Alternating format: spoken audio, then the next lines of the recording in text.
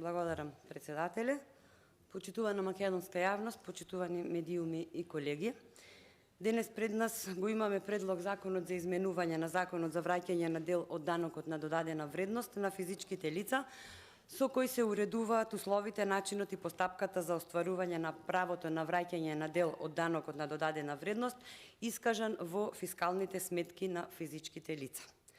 Како што кажа заменик министерот, основната причина поради која се предлага измената на овој закон е да се зголеми највисокиот дозволен износ кој може да се врати на едно физичко лице за едно календарско тромесечие, односно со денешниот предлог се планира највисокиот износ кој може едно лице да го оствари како право на поврат на дел од данокот на додадена вредност да се зголеми од досегашните 1800 на 2100 денари по квартал за едно физичко лице и истиот да не се засметува како процент од даночна основа, туку како цел износ од остварен промет.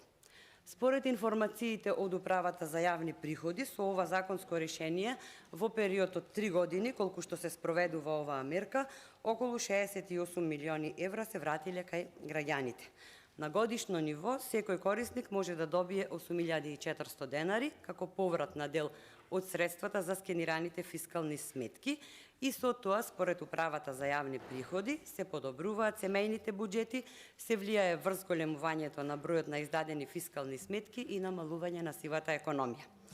Токму од овие причини го поднесовме овој амандман, кој што за жал со самиот факт што ни е одбиен се гледа дека владата нема сензибилитет кон лицата со ретки болести. Како и да е, бидете сигурни дека ќе дојдат набрзо избори и во моментот кога ќе одите да се сликате со тие лица, имајте во предвид дека ќе го паметат овој ден. Амандманот го поднесовме за да побараме да се зголеми прагот за враќање на дел од ДДВ за физичките лица на 2500 денари, а износот, како што кажав, кој надминува 2100 денари, да се префрли во фонд за помош на лица со ретки болести.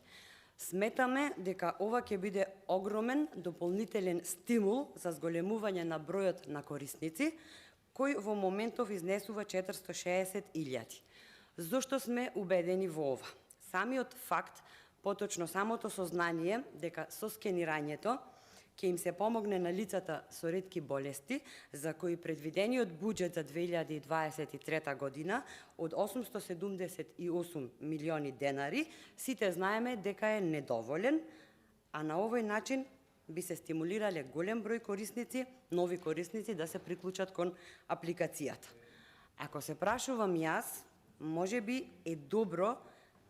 да се размислеше и да се осмислеше на денешниот ден начин на кој што граѓаните кои што би сакале целиот износ од своите сметки да го посветат и да го наменат и да го донираат, како сакате да го наречете тоа, на лицата со ретки болести, кои главно се деца за жал, да можат со само еден клик да го сторат тоа. Сведоци сме дека не се издвојуваат доволно средства за лекови за лицата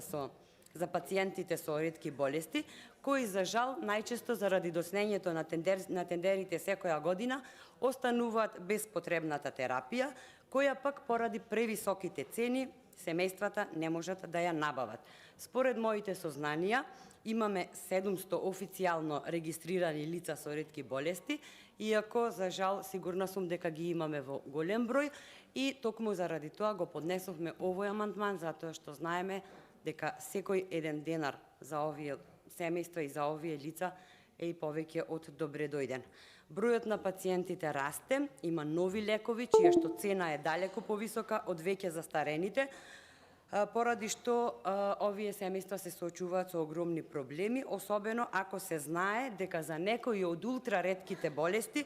годишната терапија по пациент чини околу 1 милион евра. Повторно ќе кажам, жалам што се одбива овој наш амандман. Јас очекував да се развие дебата, да се осмисли можеби нешто и подобро од овој предлог. Можеби ќе беше добро и да размислиме во моментот кога граѓаните ќе го достигнат лимитот од 2100 денари, да продолжат да скенираат до достигнување на износот од 2500 денари. Јас би сакала да имаше волја па дури и овој износ од 2500 денари да не беше ограничен, но еве, тука сме, немаме дебата, не наидуваме на разбирање од страна на колегите од мнозинството. Јас се уште не е завршена оваа расправа, би апелирала да го поддржите овој предлог амандмани покрај тоа што заменик министерот го одби, па ете нека не биде и 2500 денари, колку што е можност, колку што има можност буџетот, толку да издвоиме. Заменик министре, вие бевте на потек да кажете колку би можеле да го зголемиме овој лимит и како би можеле сите заедно да им помогнеме на лицата со ретки болести. Уште еднаш ќе апелирам до колегите од мнозинството да го прифатат овој амандман, иако има потреба да се уреди, но ќе видиме што ќе покаже денешниот ден за чувството и сензибилитетот кон овие семејства и кон лицата со ретки болести. Ви благодарам.